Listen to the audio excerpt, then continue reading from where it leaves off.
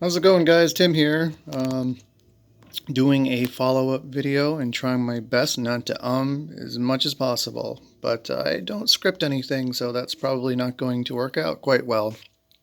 So this is a follow-up video for the panel that I was doing and for the drumstick case. Now this is the finished product, and as you can see, I did switch the direction that I was going. Originally, I chose to do a quite a bit bigger panel here that consisted of the Sheridan style knife work and tooling. And here's the panel here. Now the drawing, this is something I wanted to talk about. When you are drawing, particularly if you have the ability to sketch fairly well, oftentimes the work that you do on paper doesn't translate as well as you think it would to the leather. Case in point, here's the panel. The drawing I wish I had in front of me, but looked much better on paper. The font, now that I look at it, was definitely not the greatest of choices. However, the flowers and the transitions on paper look pretty good. Once I started to once I transferred it, I think I did a video on that. It looked okay, and the knife work looked pretty good as well.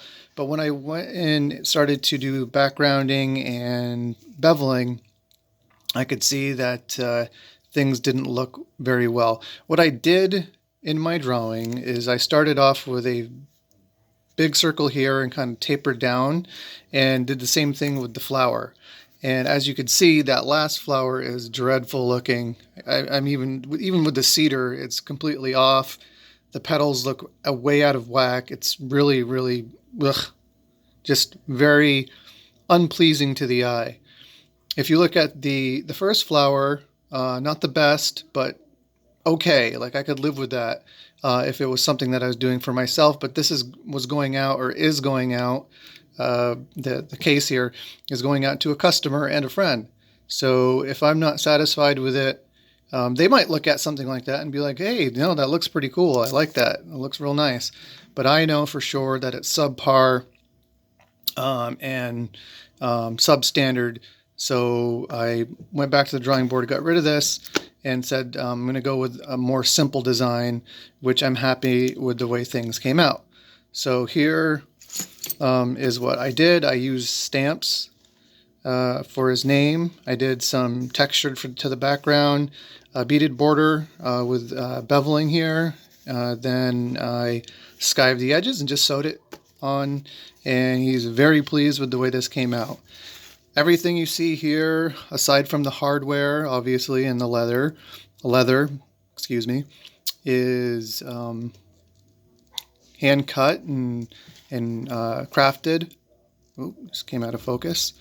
So what I decided to do was to stay away from any dyes, and I went with olive oil and just some sheen for the finish, which darkened the leather. So there's no dye on this whatsoever. Everything is natural color, and I'm very happy with the way it came out.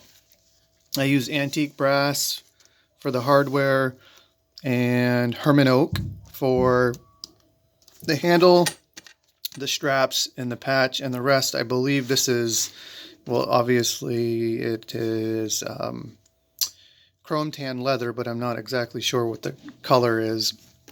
I believe I ordered it off eBay, off a vendor. Actually, I think I got this from Weaver, actually, through Amazon. It's either Amazon or eBay, either way. I think it's a little bit overpriced for the quality, very good quality, and I'm happy with it, but I think I'm going to try another place next time when I go with a chrome tan hide. I actually had to pay by the square foot for this. So here it is, and I'm going to pause this real quick so I could open it up for you here and show you how it looks on inside. So hang on.